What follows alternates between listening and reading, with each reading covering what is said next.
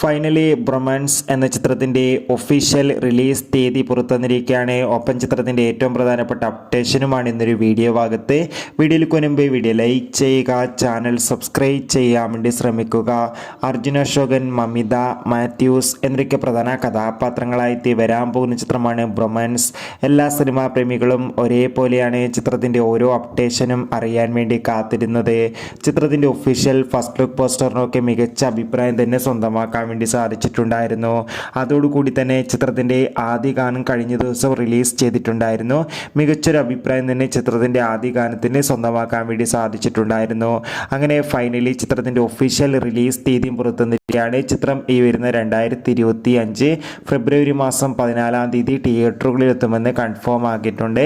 എന്തായാലും കാത്തിരിക്കാം ചിത്രത്തിൻ്റെ റിലീസിനായി. എത്ര പേരാണ് ബ്രൊമാൻസ് എന്ന ചിത്രത്തിൻ്റെ റിലീസിനായി കാത്തിരിക്കുന്നത് കമൻറ്റ് ചെയ്യുക. അടുത്തൊരു വീഡിയോയിൽ കാണും വരെ ബൈ ബൈ.